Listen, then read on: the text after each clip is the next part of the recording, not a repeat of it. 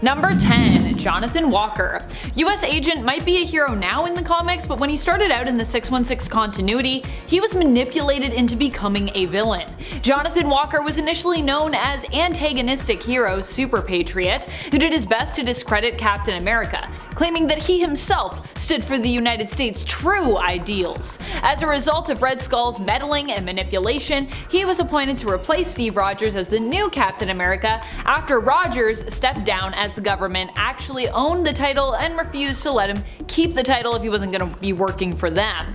As Captain America, Walker took a very extreme and violent approach that put him into direct conflict with Rogers, who was currently going by the mantle of the Captain. In the end, the Captain defeated Walker, and after Skull's involvement in the ordeal was revealed, the two ended up teaming up to take him down, starting off on Walker's path to redemption as hero US agent. Number 9. Cap Wolf. Werewolf Captain America isn't as much an alternate version of Cap as it is a distinct moment in Cap's history where he happened to be transformed into a werewolf. Captain America ends up becoming a werewolf while on the trail of Colonel John Jameson, who had gone missing. Captain America himself had reason to suspect that something awful had happened to Jameson, who it seemed may be plagued by his wolf side once more. Jameson was known in the past for operating as Man-Wolf. It seemed as though a wolf-like creature or werewolf was responsible for a series of murders. In the end, however, Cap's trail ended up leading him into a much more complex and disturbing plot where a villain was attempting to use a recreated werewolf by night wolf serum to turn people into werewolves. Captain America became one of their victims and for a time became a werewolf himself. Granted, he was still a hero at this point, but werewolves in general are considered to be somewhat uncontrollable monsters who are at least occasionally ruled by their own bloodlust. So I think we can at least partially count Cap Wolf. Also, I needed to complete the monster trifecta. And friends, before we move on to this next spot, if you are loving this list and you want more Captain America lists, be sure to let us know by giving this video a thumbs up. Number 8. MCU US Agent. In the Marvel Cinematic Universe, US Agent John Walker accidentally becomes an evil version of Captain America without really intending to do that. Really, it's more complicated than him just being straight up evil, as it is with most Marvel Cinematic Universe antagonists. Walker really wants to do right by the Captain America mantle and do it justice. He's a soldier who has worked super hard to earn this title, but also, although his heart might be in the right place, that doesn't mean that he knows the best way to approach replacing Cap or doing right by his legacy. Walker ends up becoming misguided as a result of dealing with so much disrespect from those around him, and as a result of him not being, as powerful as Cap would be because he doesn't have the super soldier serum. He realizes that being chosen and respected as the new Captain America by the government doesn't necessarily mean that the people of the United States will also respect you, nor that Steve's actual allies and friends will respect you as his replacement either.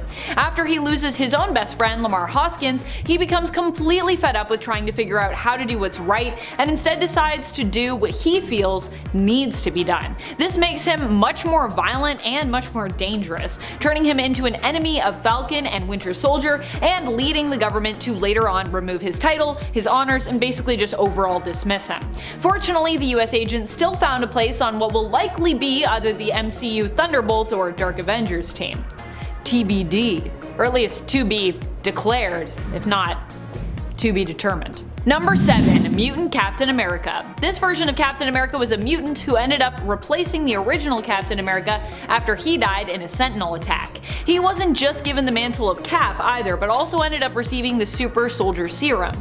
He had this and his own mutant powers besides, which made him pretty crazy powerful. Although the mutant version of Cap had good intentions, his powers were somewhat uncontrollable, which was a big problem. His powers going haywire was what ended up causing the death of his own group, the Six, and the Avengers, who he was at the time fighting against. This caused him to lose his sanity, turning him into a full-on villain and a loose cannon, who attacked and defeated pretty much everyone who came after him, except Havoc, who managed to successfully kill and defeat the crazed mutant version of Captain America. Poor mutant Captain America, it sounds like it was a rough go, you know? Coming in at number 6, we have the infamous zombie Wolverine. Many superheroes and villains of the Marvel Universe found themselves infected with an undead plague on the alternate world of Earth 2149, but Wolverine might be the character who experienced the oddest side effects from becoming a member of the Zombie Legion. Initially fighting alongside Magneto to help defeat the undead threat with the X-Men, Wolverine was eventually bitten and overwhelmed while attempting to defend Nick Fury and S.H.I.E.L.D.'s main base of operations. Turning against Magneto, this version of Wolverine slowly discovered his healing factor was affected by his zombification, meaning his arms could no longer support the adamantium claws throughout his body. Attacking any living thing he could with the shreds that remained of his limbs, this version of Wolverine would go on to even consume Galactus, becoming a cosmic undead threat to the rest of this very doomed Marvel Universe. Coming in at number 5, we have the villainous Wolverine of an alternate future, Saberclaw. Hailing from Earth 982, this son of Wolverine and an unknown woman absolutely hates his original father, so much so that it seems to have literally changed him into appearing more reminiscent of Sabretooth than his actual dad. Wearing adamantium sheaths on his bone claws to make them even deadlier, Saberclaw was briefly a member of this universe's Sinister Six before eventually being convinced to put his differences aside with his father and help defend the world from the threat of Galactus and the daughter of Loki. Just another day in complicated comic book family dynamics. Coming in at number 4, we have Daken, the dark son of Wolverine. Named after the Japanese term for mongrel dog, Daken is the tragic child that Wolverine never knew about, his mother being murdered before Wolverine even knew he had a kid. Cut from his mother's body, Daken was raised to hate his father, and in their very first encounter, slashed open his stomach and left him to die. With the same incredible healing abilities and bone claws as his dad, Daken has had a long road of trying to find his proper place in the world, and has fought on the sides of both good and evil over the course of his tragic life, but hopefully he'll stay more on the side of good going forward. Coming in at number 3, we have Hydra Wolverine. Hailing from the reality known as Earth 1720, this version of Wolverine is fully committed to the evil ideology of the organization Hydra, complete with a new green and yellow color scheme to his costume. Married to this universe's version of the Invisible Woman, who also happens to be this universe's version of Madam Hydra, this Wolverine was apparently successful in conquering his home reality along with his lover, and has since begun to travel the multiverse searching for more worlds to destroy in the universe's most twisted romantic honeymoon. Luckily for the Marvel multiverse, this Wolverine would be defeated by a variant of Kitty Pryde and the rest of the Exiles, who wound up tricking him into stabbing himself with his own adamantium claws. Better luck next time, Hydra. Coming in at number 2, we have the Wolverine from the Age of Apocalypse universe. In an alternate world where Charles Xavier is dead and Magneto is leader of the X-Men, Wolverine is a brutal warrior named Weapon X who has to be constantly subdued by the psychic abilities of Jean Grey in order to be a functioning member of the X-Men team. Eventually losing a hand while going on a suicide mission to rescue this version of Jean from a version of Cyclops, this version of Wolverine for a time had heroic ambitions, but gave them up after being granted the power of the Celestials and turned into Weapon Omega, now determined to bring about the evolutionary future that he'd initially stop the mutant apocalypse from achieving and declaring war against all of humanity. This new Weapon Omega is the farthest thing possible from Wolverine's usual heroics. And finally, coming in at our top spot, we have Brother Mutant, an evil variant of Wolverine combined with some of his greatest allies and greatest foes. On Earth 127, a male variant of the Scarlet Witch, known as the Scarlet Warlock, attempted to cast a spell that would transfer Wolverine's adamantium skeleton to Magneto, thus giving Magneto an incredible power boost given his magnetic abilities. However, something with the spell went wrong, and the Scarlet Warlock, Wolverine, Magneto, Quicksilver, and the villain Mesmero were all merged into a singular being known as Brother Mutant. All 5 of these mutants' powers combined into one villainous figure, Brother Mutant was such a powerful threat that a multiversal team of other, more heroic Wolverines had to be assembled specifically to stop him, just to ensure that all of that power wasn't unleashed on the rest of the Marvel multiverse. Coming in at number 10, we have the Iron Goblin. Coming from an alternate universe where the Spider Island event wound up being permanent, Tony Stark was initially transformed into a human-spider hybrid under the control of the villainous Spider Queen. During a battle with the Resistance, however, Tony was sprayed with the same goblin formula that had corrupted the mind of Norman Osborn, transforming Tony Stark into the Iron Goblin, with a mechanical new costume to match. And while this version of Tony would eventually decide to sacrifice himself in a last moment of humanity before his goblin insanity fully took over, the combination of Iron Man and Green Goblin tech is still a pretty terrifying combo that Spider-Man should hope never reappears. Coming in at number 9, we have the corrupted Iron Man from the controversial 90s event, The Crossing. When a variant of the time-traveling villain Kang the Conqueror, known as Immortus, began using the neural link in the Iron Man suit to secretly begin altering Tony Stark's brainwaves, Iron Man became a sleeper agent within the Avengers and eventually attacked his companions outright after secretly manipulating them for years. While eventually defeated by a time-traveling 19-year-old version of himself, and then retconned into Tony going back to his usual status quo in the Marvel Universe, this controversial storyline shows what would happen if Iron Man truly turned out to be a traitor. Coming in at number 8, we have Iron Thor. During the event that saw God Emperor Doom in control of a Marvel universe converted into a new Battleworld, Doom maintained his complete control over the many realms of Battleworld with a police force army known as the Thor Corps. One of the most powerful of Doom's personal army was the being known as Iron Thor, wearing a combination of the Iron Man armor and Thor's iconic helmet, and investigating any potential rebellions to his master Doom's rule. Even capable of wielding Mjolnir, this super powerful character still managed to be murdered by the hero Warrior Woman as an example of rebellion against Emperor Doom. He might have had a short life, but man, I really love that Iron Thor design. Coming in at number 7, we have the Steel Corpse. Hailing from Earth 11326, this version of Iron Man was pretty similar to our own, but with two key differences. He's permanently fused with his suit, and he absolutely hates mutants. Fighting alongside other villainous Avengers to wipe out this universe's X-Men, this Iron Man's natural body died long ago after being melded with his machinery, and thus he jokingly calls himself the Steel Corpse as a way of coping with his morbid situation. This version of Iron Man had complete mastery of his weaponry, as they were literally a part of his body, and only a last-second change of heart before sacrificing himself stops this Tony Stark from being one of the absolute worst. Coming in at number 6, we have the Batman of the Flashpoint universe, aka Thomas Wayne Sr. In a world where Bruce was gunned down by Joe Chill instead of his parents, Thomas Wayne became a dark and murderous red-tinted Batman, while Martha would be cursed to become this universe's version of the Joker. While initially an anti-hero ally during the first reveal of the Flashpoint universe, this Batman would go on to become a threat to the real Batman when he returned to the main DC universe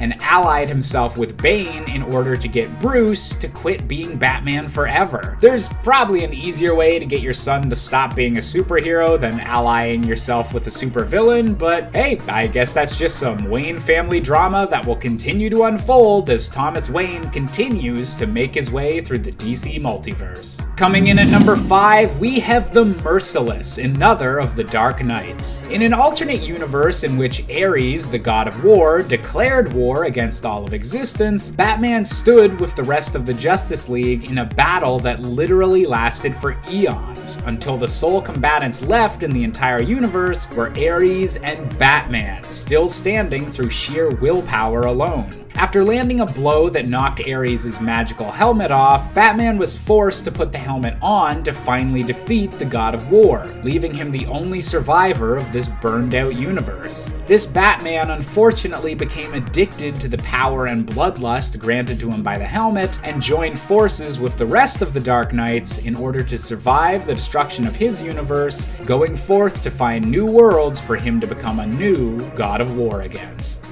Coming in at number 4, we've got another of the Dark Knights with Murder Machine. This version of Bruce Wayne comes from a universe very similar to the main DC continuity until the tragic death of Alfred Pennyworth at the hands of multiple Batman villains. Heartbroken and traumatized by the footage of the incident, Batman convinces his friend Cyborg to recreate Alfred's personality as an artificial intelligence. Unfortunately, this AI takes its task of protecting Batman far too literally, altering his brain chemistry to erase any sense of fear and completely replacing Bruce's frail human body with a metal replacement. Taking the name of Murder Machine, this Batman spread the Alfred AI throughout Gotham and was able to kill every criminal in Arkham Asylum, showing what would truly happen if Batman didn't have a heart. Coming in at number 3, we have the Devastator, a horrifying combination of Batman and Doomsday. This story takes place on one of the many dark multiverse worlds that saw Superman going rogue and taking over the entire planet, even murdering his own wife. To stop the demented Man of Steel,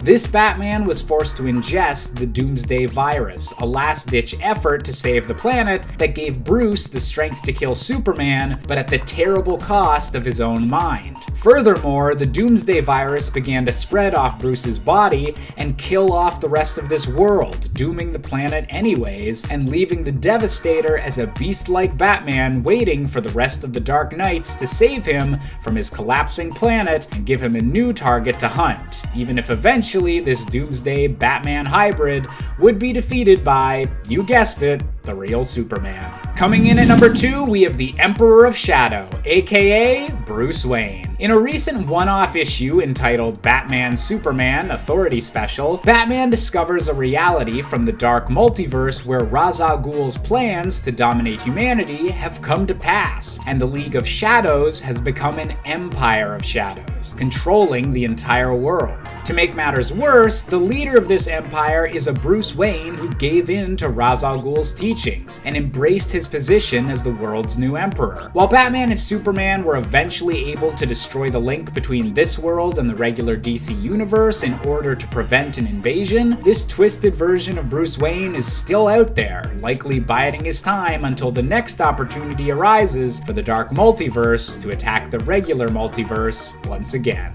And finally, coming in at our top spot, we have the Batman Who Laughs. In a dark alternate world where the Joker realizes he's dying and begins a mass killing spree of everyone in Gotham, Batman is forced to finally kill his fated foe. Unfortunately, at the moment of death, Bruce was infected with a special brand of Joker venom that completely flipped his moral compass, but left intact all of his intelligence and planning. All of the chaos of the Joker with the brains of Batman, this supervillain is Bruce Wayne's worst nightmare come to life, and so far remains the most evil and deadly variant to ever be seen across the entire dark multiverse. Number 10, Symbiote Spider-Man. While technically still 616 Peter Parker, Symbiote Spider-Man could be considered an alternate in the sense that it was a very specific version of Peter, or a very specific time in his life where he took to using more brutal and violent tactics to deal with criminals. This was of course brought upon by the alien symbiote who had bonded to Peter and who he had mistaken for just being a new suit initially. Eventually, Spider-Man in his black suit realized that the suit itself was alive and had kind of taken him over. He fought hard, sought out help, and would eventually become separated from the suit, who otherwise did not wish to leave him. In so doing, Spider-Man would unwillingly create an even worse villain in Venom. At least, initially. Venom might be a hero now, but of course he did not start out that way, instead being a determined and relentless enemy to Spider-Man in his early years in the comics, who also sometimes was prone to cannibalistic tendencies and threats. Number 9, Superior Spider-Man. Superior Spider-Man is an alternate version of Spider-Man who actually hails from the reality of Earth 616 as well. Superior Spider-Man was the name given to Otto Octavius' version of Spider-Man, which came about after a plot to steal Spider-Man's body was successful. Otto's body was failing, and so he decided to live on by swapping bodies with Peter Parker, which meant that Peter's consciousness ended up dying in Otto's failing body, while Otto's consciousness got to live on inside Peter's young and healthy bod. However, Peter managed to convince Otto to be a hero before he passed away, and so Otto set out to do so, aiming to be a better hero even than Peter had been. Of course, Octavius in the end wasn't really cut out for heroics, although he did do his best. He struggled at times with making the right choices and was also prone to doling out more severe forms of punishment for villains and using more sinister methods when it came to keeping the streets safe. In the end, he chose to relinquish the title and body back to Peter, who still managed to live on via his subconscious, which still remained attached to his original body. And friends, if you are loving this list and you want more lists like it, be sure to let us know by smashing that like button. I mean, there's definitely a lot of evil Spider-Men out there, so I'm pretty sure we could keep going with this one. Number 8. The CEO. In an alternate 2099 reality we see explored in the video game Spider-Man Edge of Time, Peter-Man actually ends up being the big villain. In this reality, Peter goes on to become the CEO of Alchemax. His goal was noble, but kinda selfish and also kinda messed up. He hoped to use time gateway technology to channel quantum energy and bring back the lives of all of those that he'd lost. In this reality, Peter Parker was still Spider-Man, but either faked his death or just let everyone believe he had died so he could work behind the scenes as Alchemax's CEO, getting everything in place so that he could eventually put his own plan into motion. This version of Peter ends up getting erased from time after Miguel O'Hara's Spider-Man beats him up and manages to basically reset young Peter's story, thereby convincing Peter to never become the CEO of Alchemax and preventing this evil future self from ever existing. Number 7. Asset 42. Asset 42 was likely one of the first clones ever made by the Assessor of Miles Morales. This clone was considered to be a burner clone and only lasted a few issues, but what a roller coaster of a ride those few issues he appeared in were. This evil version of Miles Morales first appeared in issue 17 of the Miles Morales Spider-Man series, and shortly thereafter perished in a fight against Miles. Miles seemingly kills Asset 42 in this fight, but in reality the clone was revealed to have only really been made to last for about a day. So it's highly likely that even without fighting Miles, he would have just died, as he was already breaking down and basically turning into liquid-like goo, as is evident in his final fight against the original one and only Miles Morales. Asset 42 was in league with Ultimatum and helped to kidnap the real Miles for that villain. Number 6.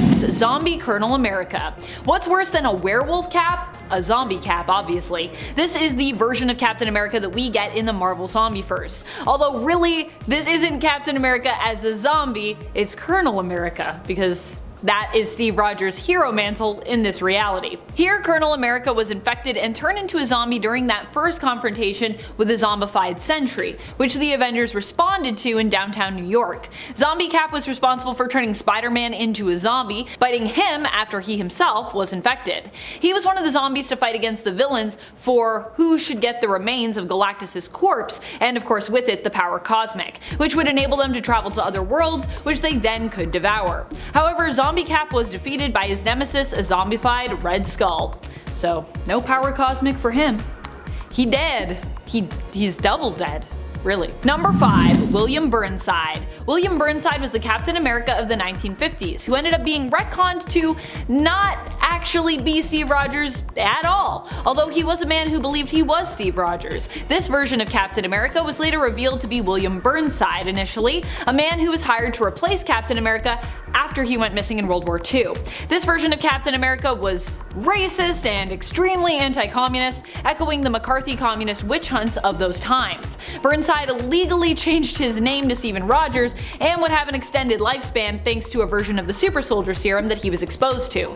However, because this was not a perfected version of the serum, it apparently would also cause him to become more extreme over time as his psyche and mind degraded as a result, so made him pretty crazy and pretty evil.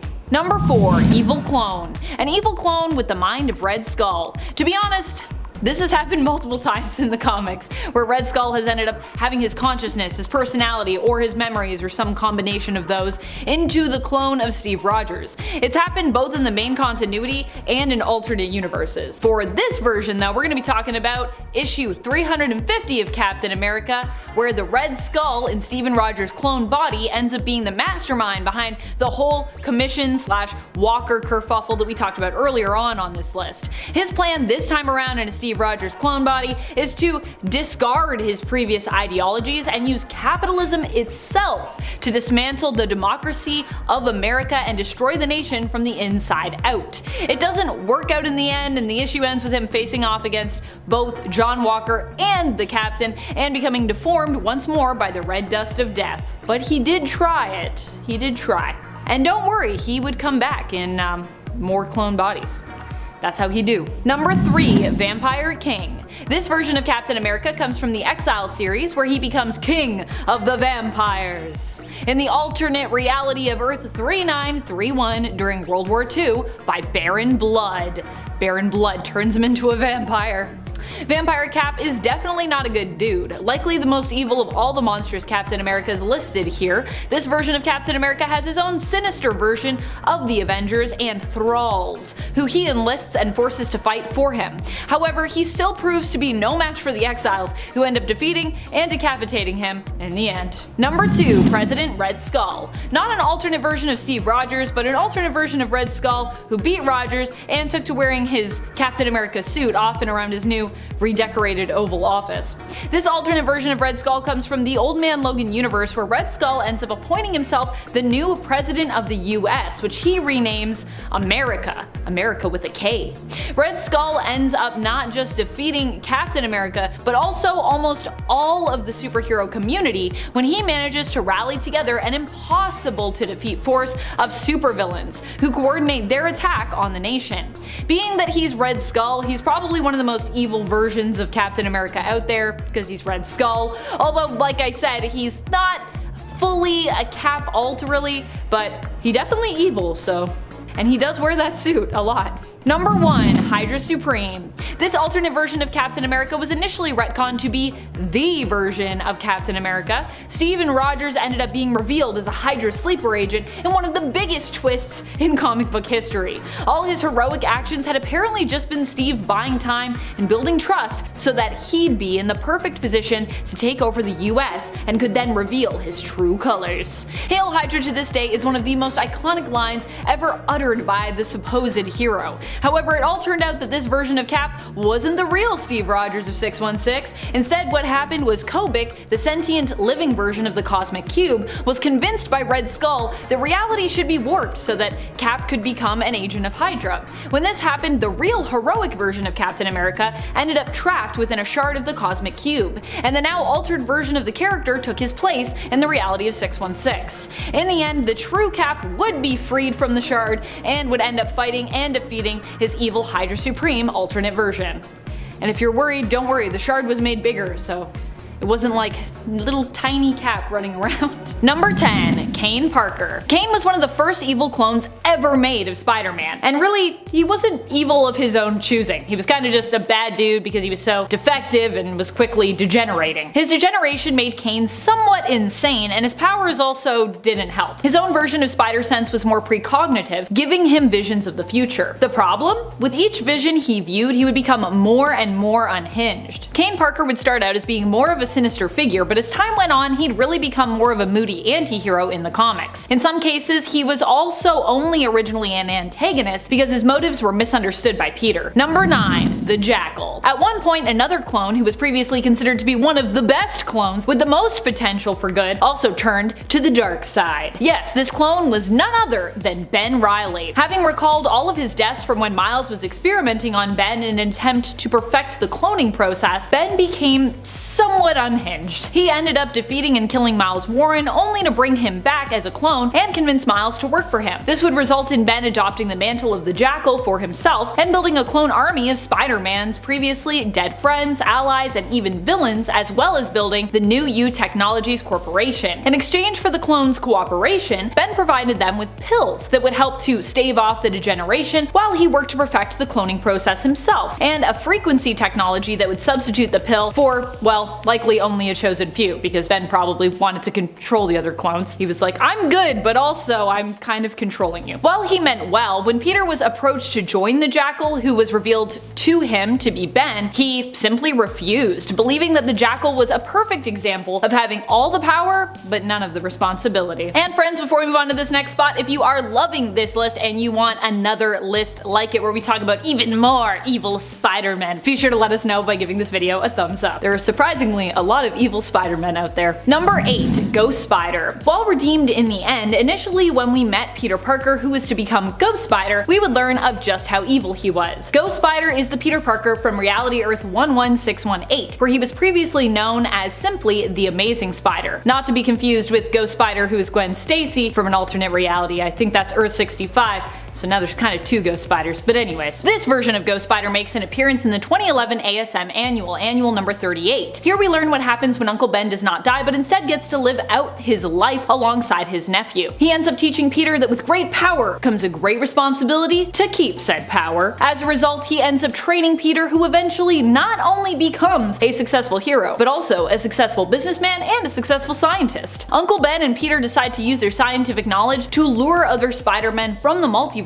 to their reality, and then drain them of their power to be used to booster or bolster the Amazing Spider's own abilities and powers, making him even more powerful with each transfer. However, the Spider-Man of Earth 616, when caught in this trap, was able to convince the Amazing Spider that what he was doing was pretty wrong. In the end, he sacrificed his own powers and life to help the Spider-Man of 616 escape. However, he didn't actually die, but ended up in a coma, with his soul trapped in hell. Eventually, he would awaken and return as Ghost Spider. Redemption, baby. Number 7. Poison. Poison is the alternate version of Peter Parker who comes from the What If version of the other story. In this version of the story, Peter abandons the spider within himself. This leaves Peter detached and vulnerable. Sensing this, the Venom symbiote leaves its then host, Matt Gargan, in pursuit of Peter Parker, who is still within his cocoon. The symbiote forcibly bonds with Peter and emerges from the cocoon as a new entity that goes by the name of Poison. Instinctively returning to Mary Jane, it then attempts to convince her to join its side, but terrified of what both the symbiote and what Peter have become, she rejects them. Ultimately, they decide to dig up the body of Gwen Stacy and make her their new partner in crime. Yikes. Poison is all around just bad news. Very, very evil. Very spooky. Not that all spooky things need to be evil, just to be clear. Coming in at number 6, we have the infamous Iron Patriot, aka Norman Osborn. Best known as being the alter ego of Spider-Man's nemesis, the Green Goblin, Norman Osborn has long been one of the biggest threats in the Marvel Universe, manipulating events from afar as the CEO of Oscorp. Following the invasion of Earth by the Skrull army, Norman found himself suddenly in the public eye and with goodwill after being the one to personally defeat the Skrull Queen. Norman would use this influence to lead the Dark Avengers as the Iron Patriot, a twisted version of Iron Man combined with Captain America's patriotism that tricked the public into trusting Norman, and showing that Tony Stark is definitely not the worst billionaire in the Marvel world.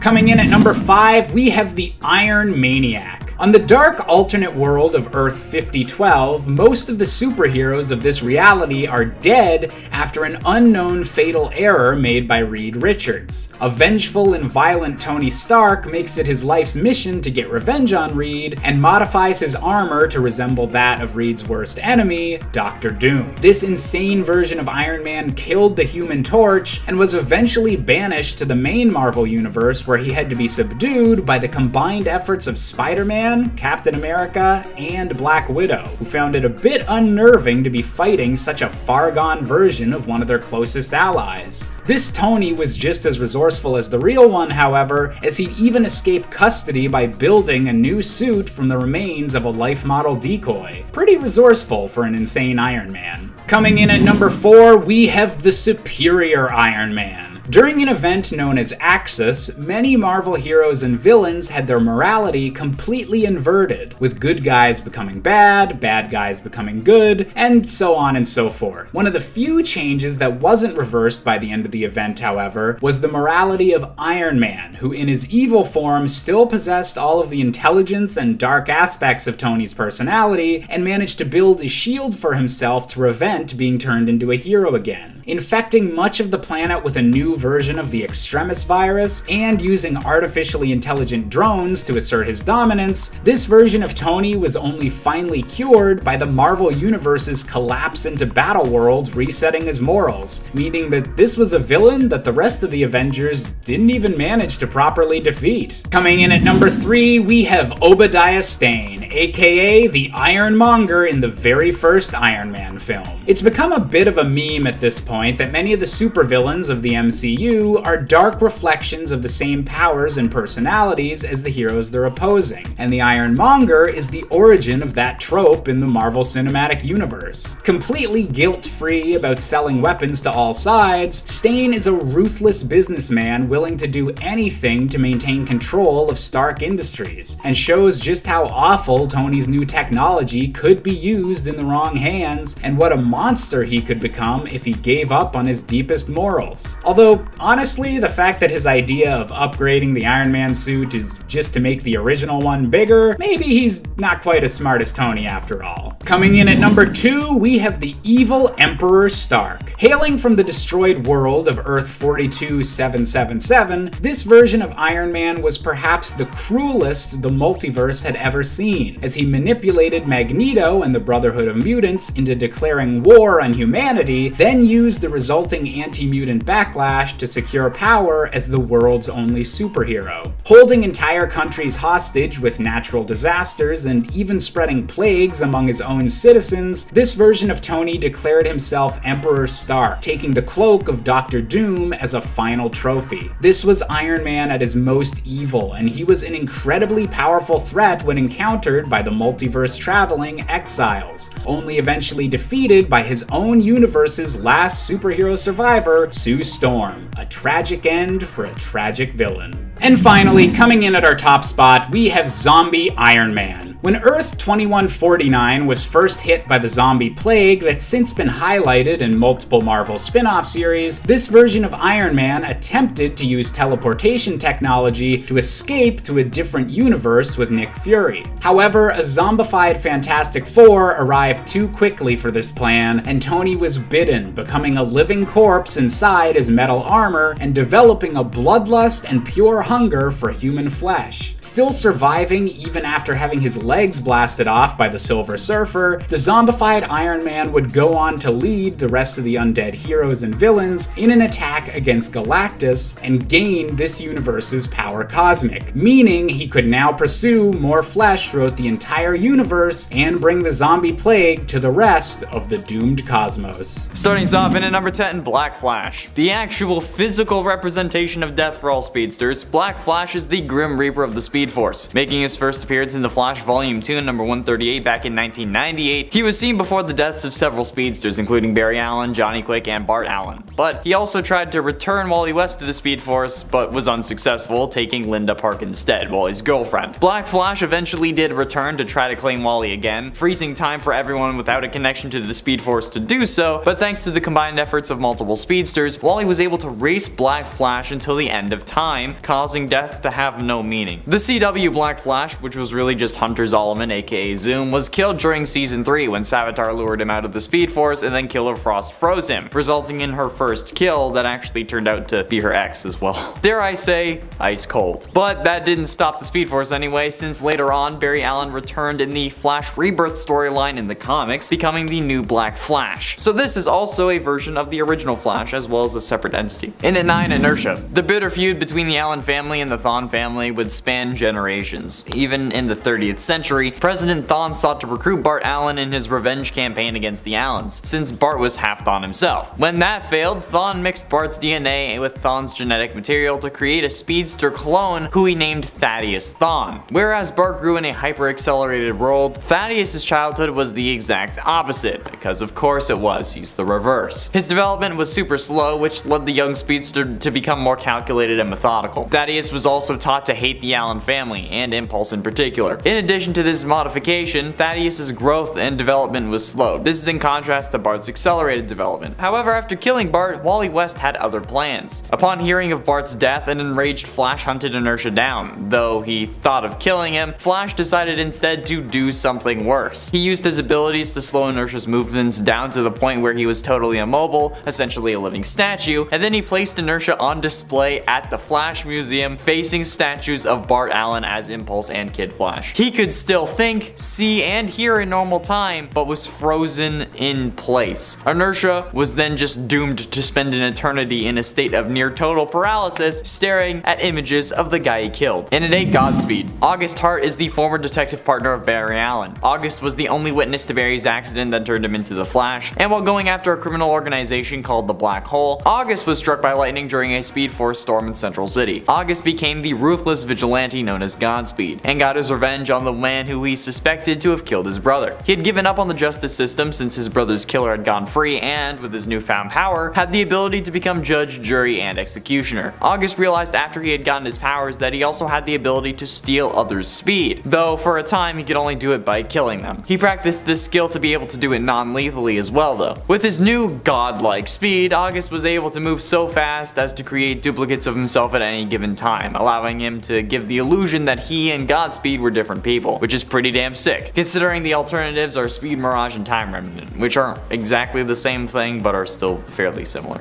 And in 7, Earth X. There's little known about the Earth X version of Barry Allen. Known as Blitzkrieg in this reality, he's a fascist version of the Flash working alongside Dark Arrow and Overgirl, the Oliver Queen and Kara Zor-El of Earth X, who are also married, but that's a story for another day. In the Arrow vs. Crisis on Earth X crossover, Earth X Barry is actually nowhere to be seen. Instead, he's replaced by Reverse Flash, the Eobard Thawne of Earth 1. Even though on the animated show The Ray, which takes place on Earth X, there is a fascist Barry, so what happened? It's largely assumed that between his last appearance in the show and in the crossover, that Thawne arrived and took his chance to kill at least a version of Barry, even if it wasn't his own. Hence why the other Earth Xers were so trusting of Thawne, since he had bested their Barry. I don't know how this Barry got his powers without the particle accelerator, but what I do know is that even the Joker refused to work with the Red Skull when he realized that he was actually a fascist and not some kook in a wildly inappropriate costume, saying that he may be a psychopath, but he's an American psychopath, or something along those lines. So, Reverse Flash is worse than Joker confirmed. Like, this wasn't even a Reverse Flash who was raised in the fascist life. He just wanted to help out, which is messed up as hell. Number 6. Ultimatum. Ultimatum is an evil alternate version of hero and Spider-Man Miles Morales. Or really, he's the main counterpart to Miles, who hails from Earth 1610, the Ultimate Universe. Ultimatum is the version of Miles that existed on Earth 616, his 616 counterpart. 616 Miles was a criminal who allied himself with the Kingpin. Growing up and belonging to a crime family, he proved his loyalty to Wilson Fisk and was permitted by the Kingpin to later on retire,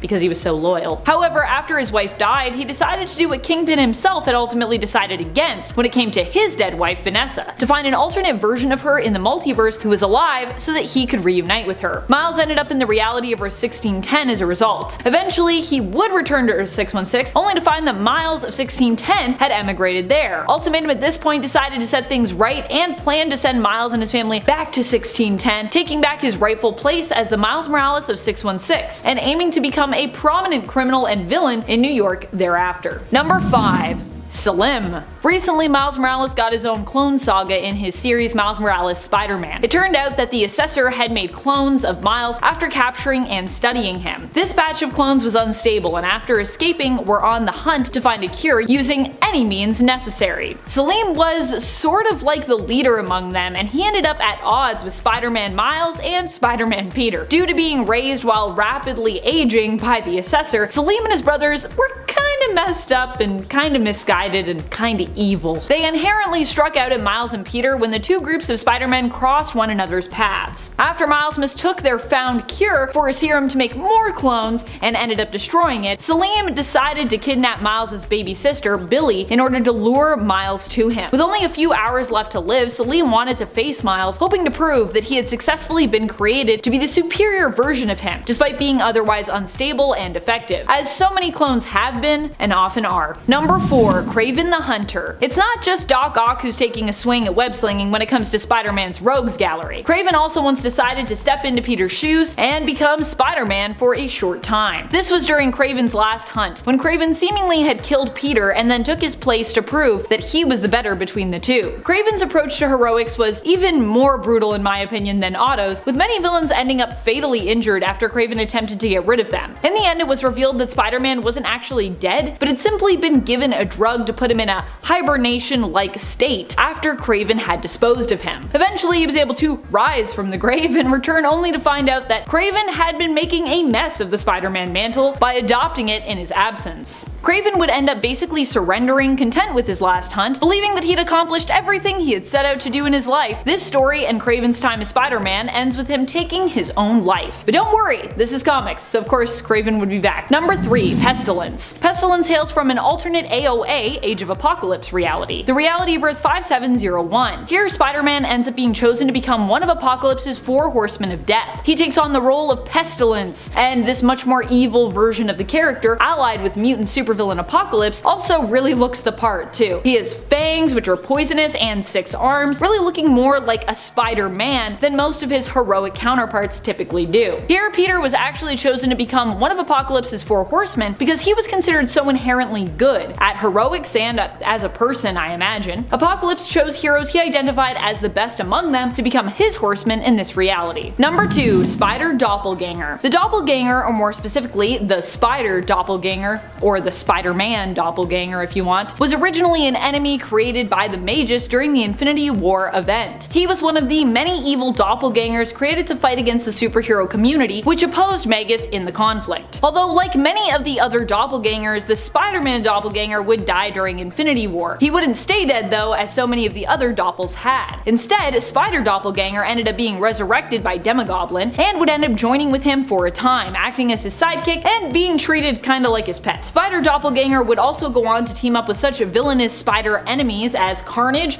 and Shriek. In fact, he'd actually become for a time very close and loyal to Shriek, who treated him as though he were her own son. Number 1. Norman Osborn. On the reality of Earth 44145 lives a version of Norman Osborn who becomes imbued with spider-like powers and abilities. Of course, this being Norman, he decides to use said power in his pursuit of more power, not inherently being the hero type. Peter Parker, who used to work for Norman, reveals his plan to Norman's son and Peter's friend Harry in a letter. This leads to Peter's death, which in turn motivates Harry to fight his father. Norman Osborn as Spider-Man would go on to team up with Superior Spider-Man and Spiders-Man briefly during the Spider-Geddon event, but would end up partnered solely with Spiders-Man after suggesting that to defeat the Inheritors, they simply trap them on our 616. Obviously, as that was Superior Spider-Man's homeworld, he was not really down for this plan. Coming in at number 10, we have the Wild West themed Xavier Gang. In an alternate Marvel universe that bears an incredible resemblance to America in the 1800s, a band of outlaws known as the Xavier Gang are plaguing a small town in Arizona, with every mutant member of the team being individually mind-controlled by a distant and diabolical version of Professor Charles Xavier. Using this team of the X-Men as puppets made up of both superheroes and supervillains, this Western crook version of Xavier was only defeated once a multiverse-spanning team of X-Men showed up to put an end to his mind-controlling ways. Coming in at number 9, we have the bloodthirsty Vampire Wolverine. In an alternate universe where vampires have launched an all-out assault on the United States, most of the X-Men are bitten and mind-controlled by the Lord of the Vampires, Dracula. Unfortunately for Dracula, however, Wolverine's healing ability allows him to regain his own mental control despite becoming a vampire, and thus is able to overthrow Dracula and become leader of the vampires. Consumed by a bloodlust that amplifies his already pretty frightening rage, Wolverine and his vampire army are able to wipe out most other superpowered life on the planet, only finally being defeated by the combined forces of Doctor Strange and the Punisher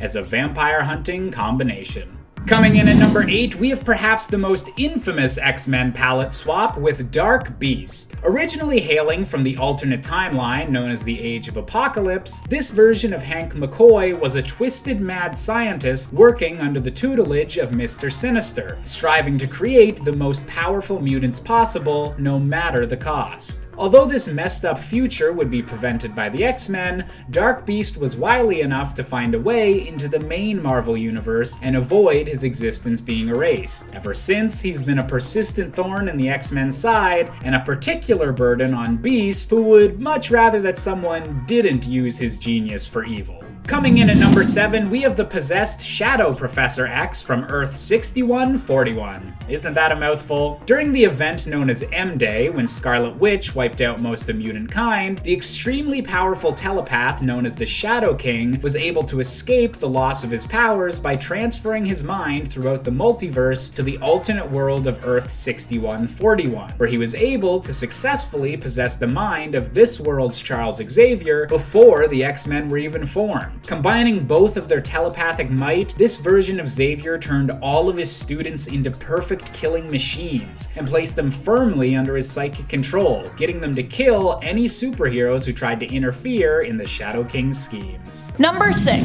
Zombie Peter. This alternate version of Peter Parker hails from Earth 2149, sometimes referred to as Earth Z or the Marvel Zombieverse. In this reality, Peter did his best to hold out and avoid becoming infected, but ultimately did succumb to that after being bitten by Steve Rogers, known as Colonel America in this reality. After being bitten, Spider-Man began to transform into a zombie. Before the change overtook him, he hoped to get Aunt May and Mary Jane somewhere safe, and returned home, only to be overcome by the infection. As a result, he ended up eating both of his loved ones, unable to resist the hunger he felt deep inside himself. Spider-Man in this reality goes on to become one of the zombie Galacti, taking on the power Cosmic after eating Galactus. However, in the end, he's also one of the few surviving zombies who aims to prevent the spread of the zombie plague to other universes, eventually becoming a hero once more. As so many evil Spider-Men do, they always come around in the end, even if they're a zombie. Number 5. Spider Carnage. Spider Carnage hails from the 90s animated Spider-Man series. Here, Spider Carnage hailed from an alternate reality where after being cloned and losing both his Aunt May and his Uncle Ben, he began to question whether or not he was the real Peter Parker or the clone himself. As this version of Peter was filled with rage, Carnage entered his world via a portal and bonded with this alternate version of Peter Parker, who then became Spider Carnage. Spider Carnage threatened the existence of the entire multiverse, and it took a team of heroic Spider-Men coming together to stop him. Eventually, he was convinced by his still living alternate version of Uncle Ben that what he was doing was wrong, but was unable to remove the Carnage symbiote from him at that point, so he ultimately sacrificed himself to save the world from the evil of Carnage, and kind of the evil of himself, because he was so filled with rage and hate. Number 4. Patient Zero. This version of Peter hails from the reality belonging to the series Marvel Universe vs. the Punisher, the reality of 11080, where Frank Castle, aka the Punisher, was the last known survivor who was forced to take on, you guessed it, the entire Marvel Universe, after the world was ravaged by a deadly and horrifying plague. Here, Peter ends up becoming Patient Zero after a virus, which is the plague, is accidentally released that turns people into violent cannibals. Peter himself devours Rhino during a hockey match and is taken to be researched by the Fantastic Four. However, he does not stay quarantined as the virus spreads to Ben Grimm of the FF, who then releases him. He goes on to become the leader of one of the cannibalistic tribes involved in a turf war. The Punisher ends up killing him after helping to rescue a pregnant Mary Jane in exchange for information that Patient Zero has. I don't think this version of Spider-Man is ever really fully redeemed. He does try to save Mary Jane though, so that's something. Number 3. Patton Parnell. Patton Parnell has to be one of the most evil incarnations of Spider-Man around. He's evil to the core. He literally becomes a Spider-Man, turning into a spider-like human hybrid after he is bit by a radioactive spider. Patton was also kind of always a creepy kid, likely as a result of mistreatment that he suffered at the mercy of his Uncle Ted. He had a crush on his next-door neighbor, Sarah Jane, and enjoyed disturbing scientific pursuits such as burning ants with a magnifying glass. What fun. When he transformed into Spider-Man, he became more confident in himself, but also acquired a taste for live animal and human flesh. He also was capable of laying eggs, as Uncle Ted would horrifyingly and personally find out after young Patton took revenge on him. That's all I'll say about that, but we might be showing you a scary panel of that right now. I'm not sure.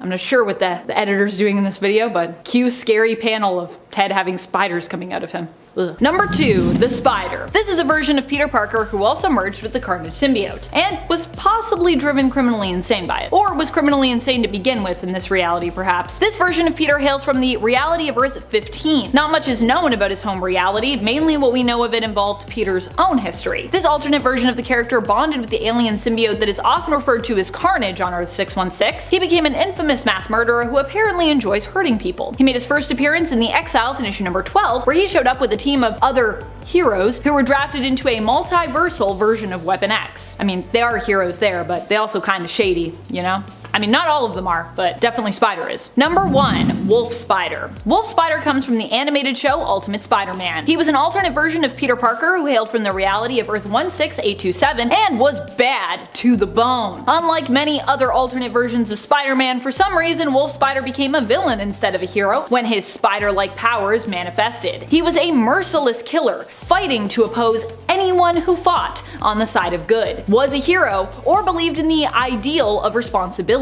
He even ended up killing his own reality's version of Miles Morales. And if that doesn't make you evil, I don't know what is, because Miles Morales is the best, and he's such a sweetheart. How dare you do that, Wolf Spider? I can't abide. Coming in at number 10, we've got a video game honorable mention with the Wolverine symbiote from the game Spider-Man: Web of Shadows. In this title's storyline, Wolverine has traveled to New York City to deal with a growing symbiote infestation, and even briefly fights Spider-Man when he believes the wall crawler is actually Venom. Unfortunately for Wolverine, he finds himself overwhelmed by actual symbiotes on top of a church and attacks Spider-Man again as the Wolverine symbiote. With all of his usual healing abilities on top of all the symbiote enhancements that the alien parasites offer, this version of Wolverine might just be one of the grossest versions we've ever gotten to see. Coming in at number 9, we have the brainwashed Wolverine of Earth 14850. At one point in the regular Marvel universe, Wolverine was captured and brainwashed by Hydra in order to assassinate the Avengers, but luckily was able to be deprogrammed before he did any real damage. On this alternate Earth, however, the deprogramming never took place, and Wolverine's killing spree of superpowered heroes was able to last for months. Armed with all of his incredible abilities, absolutely no remorse, and the addition of Hydra-developed teleporting technology that nullified even Wolverine's usual weaknesses, and this was a horrifying enemy that even the Avengers couldn't handle. Coming in at number 8, we've got a live-action detour with X-24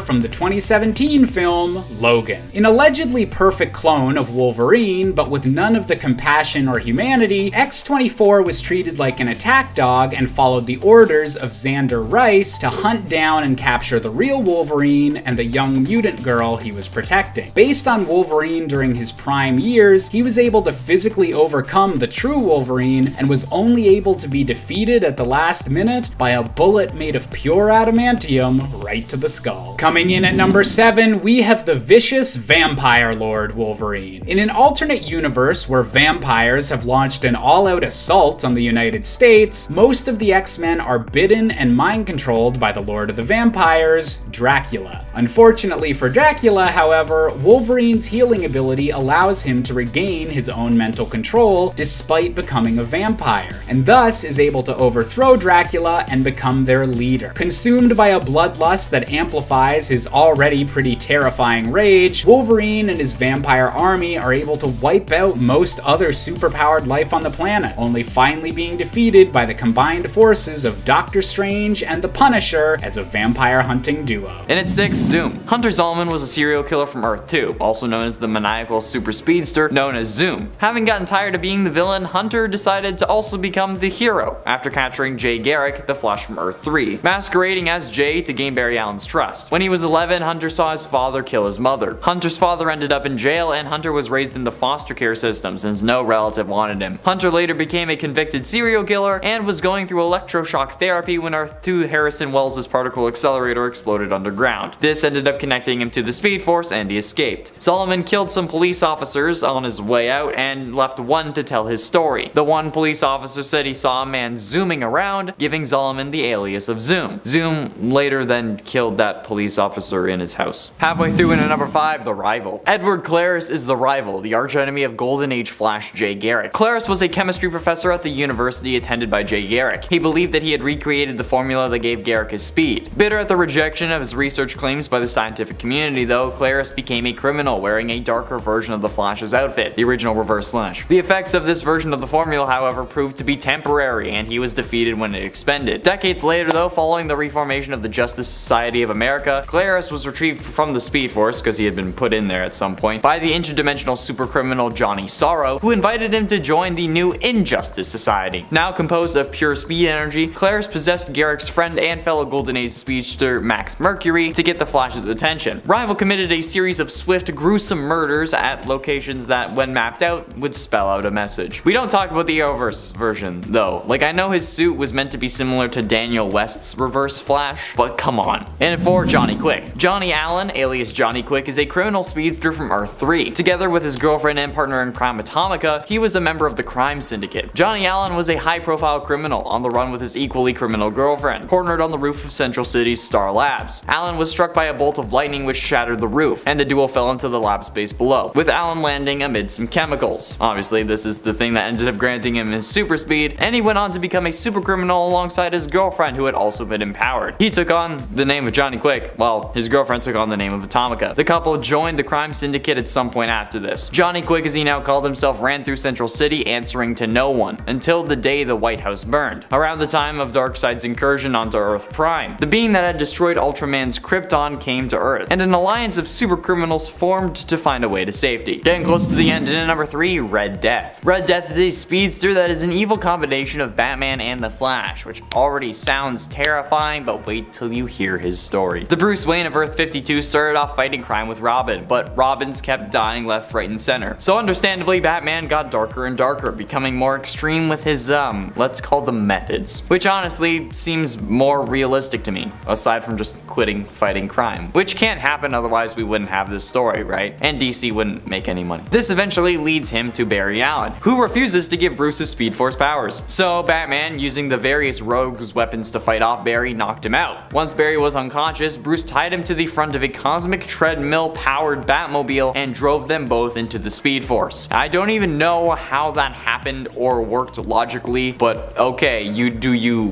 Bat Marty. When entering the Speed Force though, Barry and Bruce ended up fusing together into an evil Batman with super speed and a lust for killing, while Barry's mind was trapped in Bruce's body. He then gets a visit from the Batman Who Laughs, who asks him to join the Dark Knights, whose goal is conquering the multiverse. Penultimately, in number 2, Savitar. As a fan of the Arrowverse, I felt like I needed to include one of the most interesting speedsters in the show. Savitar, while sharing a name with another evil speedster from the comics, is actually revealed to be a time remnant of Barry Allen in the show, being more of a future Flash than a Savitar. Honestly, he's like a combination of both. His story, though, is pretty messed up. In essence, making himself and having a classic chicken and the egg scenario. In the post-Flashpoint Arrowverse timeline, Savitar comes back from the future to kill Iris West before her and Barry get married. This causes Barry to create as many time remnants as possible, which is basically a clone of himself, in order to stop him. But Savitar kills all of them except one. The one that he spares then gets shunned by the rest of Team Flash for not being the real Barry Allen, even though he is still the real Barry. It's weird. So in an act of fury, the Time Remnant runs back in time, creating a new identity for himself as the first speedster and the god of speed known as Savitar. But the suit he wears allows him to travel at basically instantaneous speeds, which the show Flash has not been able to do at this point, even in recent seasons. And finally, and at number 1, Reverse Flash.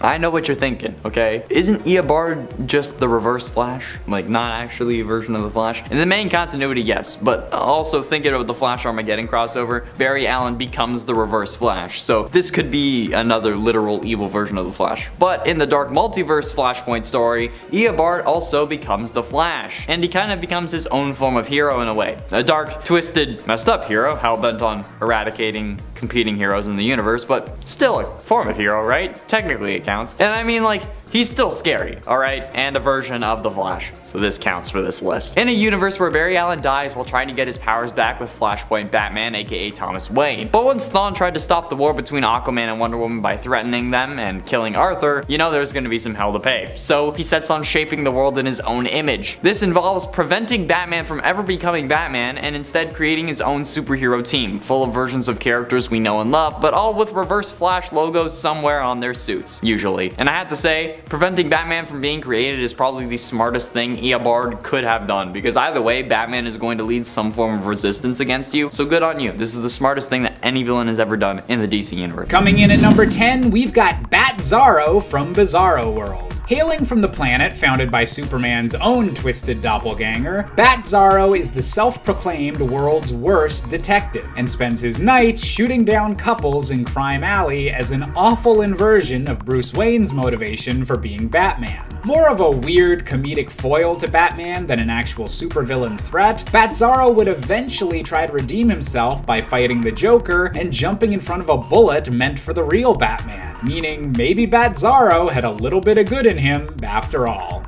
Coming in at number 9, we have the Red Death. The first of many Dark Knights on this list, twisted variants of Bruce Wayne that banded together to escape their dying dark multiverse, the Red Death is a chilling example of what Batman could become if he cared more for his mission than he did for his friends. After the deaths of many of his allies in Gotham City, this version of Batman determined that he was more worthy of using the Speed Force than Barry Allen, and could have saved Robin's life if he was only a bit faster. Unfortunately, this version of Bruce took this plan way too far, capturing the Flash and combining his powers into himself, becoming the Red Death and forcing Barry Allen's consciousness to watch as he began killing every supervillain on the planet and continued his rampage across the entire multiverse.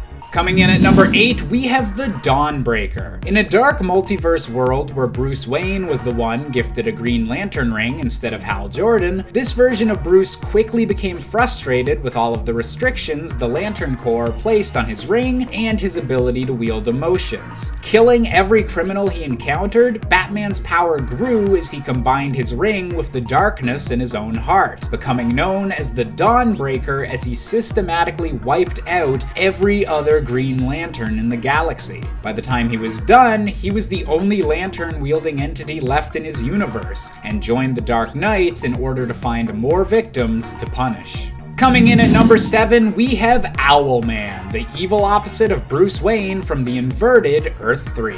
Born under the name of Thomas Wayne Jr., as a young boy, Owlman murdered his younger brother Bruce and had his butler Alfred kill his parents to ensure that the Wayne fortune was not wasted by their frivolous spending. Using his costumed identity as Owlman to intimidate the leaders of Gotham into falling under his control, Owlman was a twisted version of everything that Batman stood for, and every time their universes have crossed over has led to some incredibly dramatic battles. And speaking of evil Batmen named Thomas Wayne, coming in at number 6, we have the brainwashed Wolverine of Earth 14850. At one point in the regular Marvel universe, Wolverine was captured and brainwashed by Hydra in order to assassinate the Avengers, but luckily was able to be deprogrammed before he did any real lasting damage. On this alternate Earth, however, the deprogramming never took place, and Wolverine's killing spree of superpowered heroes was able to last for months. Armed with all of his incredible abilities, absolutely no remorse, and the addition of Hydra-developed teleporting technology that nullified even Wolverine's usual weaknesses, and this was a horrifying enemy that even the Avengers couldn't handle.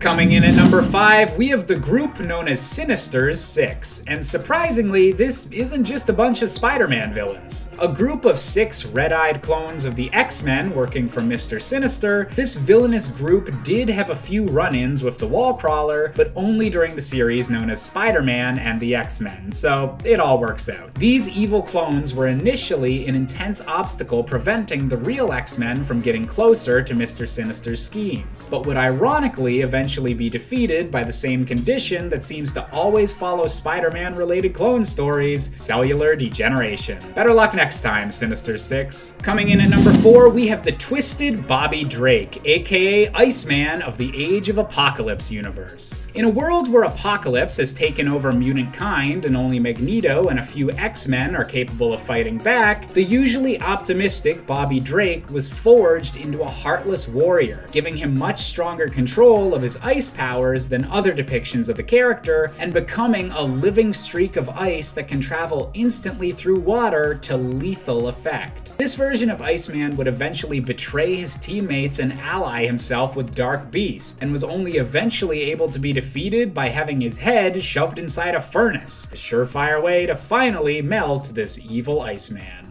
Coming in at number 3, we have the vampire variant of Storm, known fittingly enough as Bloodstorm. In an alternate reality where Storm was bitten by Dracula before discovering the X-Men, Storm came to Charles Xavier for help with her condition. Unfortunately, her bloodlust was too strong and she wound up feasting on both the Professor and Beast. Horrified at what she'd done, this version of Storm would eventually try and redeem herself after she found herself as part of an invasion force attacking the main Marvel universe.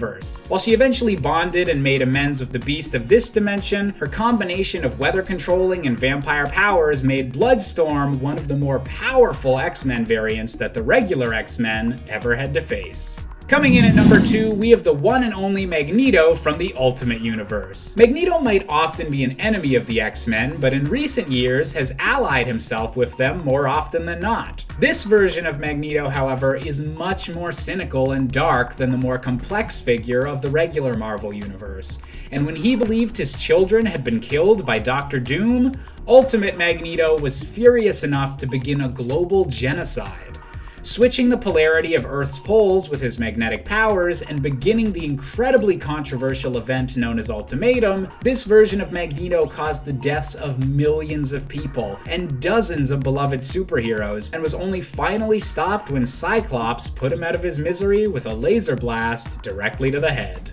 And finally, coming to our top spot, we have another version of Professor Charles Xavier, or more specifically, the part of his mind known as Onslaught. For years, Professor X has done all he can to achieve peace and prosperity for mutant kind, while not allowing his anger at humanity to get the better of him. But after all this time of psychically repressing every dark and evil thought he ever had, Xavier had made the perfect ticking time bomb. And when he briefly had a mental battle with his best frenemy, Magneto, a portion of Magneto's less held back personality combined with all of the darkness in Xavier's heart and created one of the most dangerous psychic creations of all time, the villain known as Onslaught. A personality made up of the worst possible versions of both Professor X and Magneto, Onslaught is the pinnacle of what can happen when the X-Men go bad.